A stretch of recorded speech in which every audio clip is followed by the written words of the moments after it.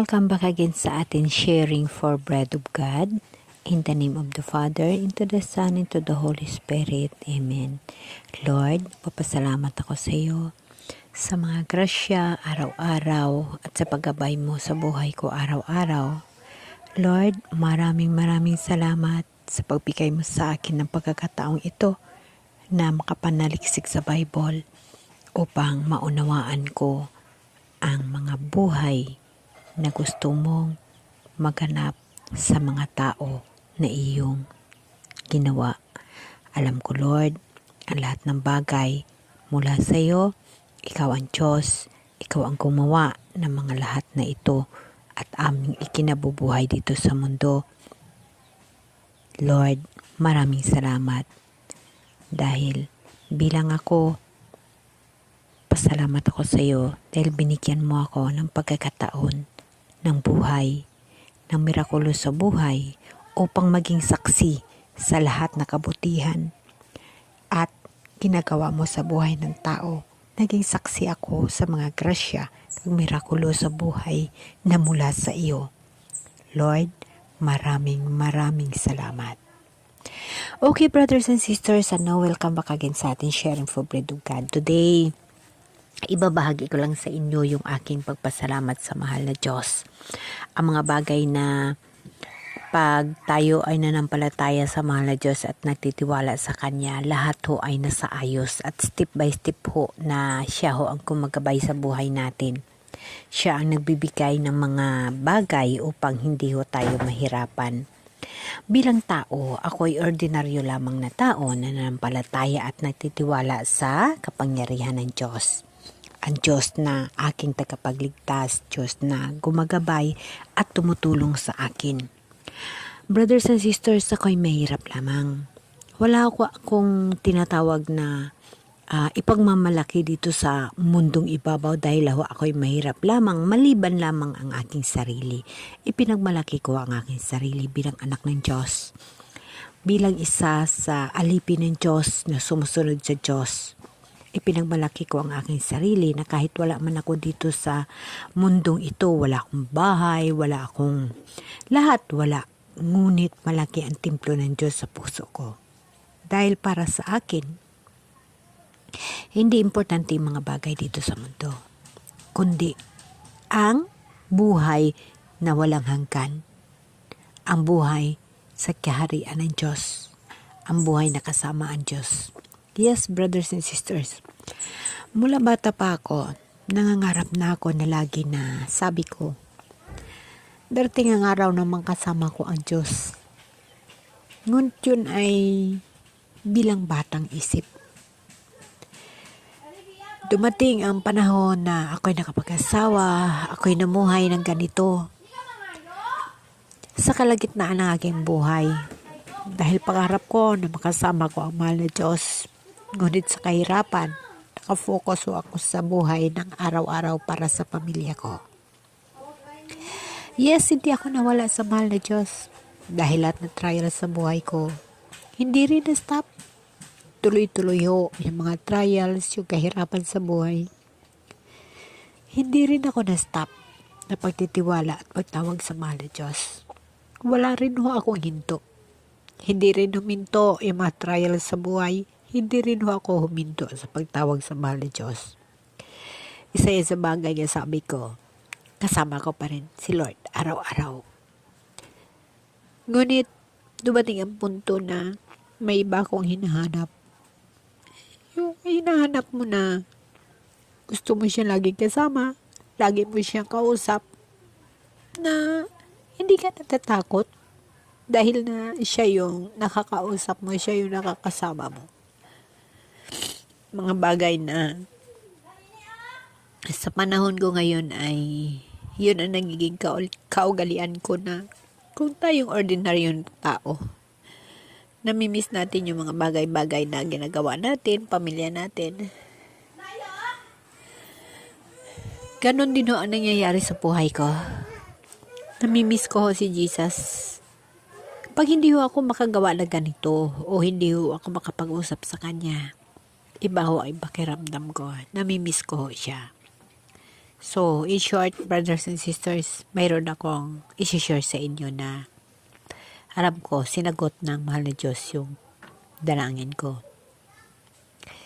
So, inilihim sa inyo na ini-share ko na yung mga mirakulo tungkol sa pagpagamot ko na wala naman akong pera. Ngunit ibinigay ng mahal na Diyos sa buhay ko yung doktor ko na siya yung nag-provide at nagbibigay sa akin ng mga pangangailangan ko. No?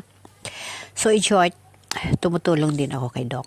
Tumutulong ako sa my shop hanggat sa makakaya ko.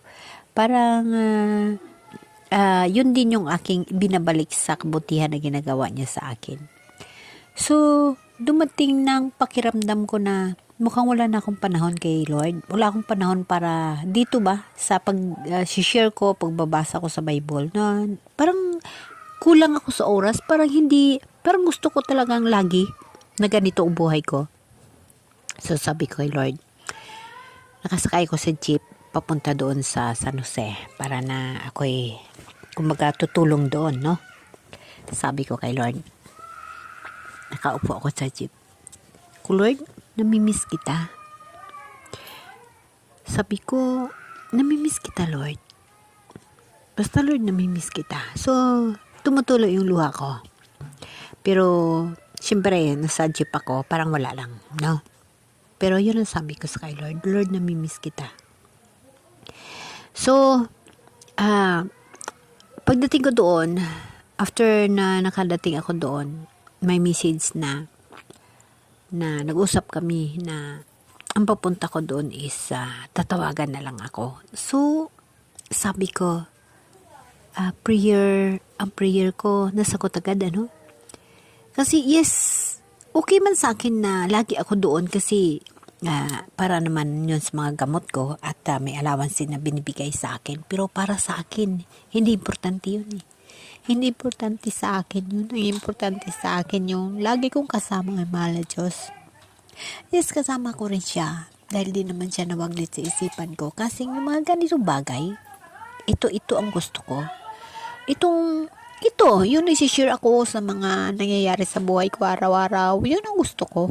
Kasi, pumunta ko doon, mayroon akong allowance, may pera ako, may gamot ako. Pero pag share ako at magbabasa ako ng Bible at si Lord laging kausap ko, ganun din. So, bakit hindi ko pipiliin si Lord? Di ba, brothers and sisters? Sana nawaan ninyo ang ibig ko sabihin. So now, sabi ko, sinagot ni Lord yung aking panalangin.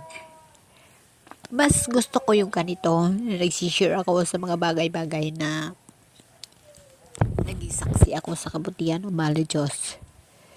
Naging saksi ako sa kanyang pagmamahal, sa mga mirakulo, at sa mga hinihingi ko na ang bilis ng mga tinatawag na pag-aksyon, ang bilis ng tinatawag na reply sa panalangin. Yun ang pinakamaganda, brothers and sisters, pag ang Diyos na sa puso mo at ang priority mo ang Diyos. Alam niya ang dapat mong gagawin. Siya mismo ang nagpo-provide.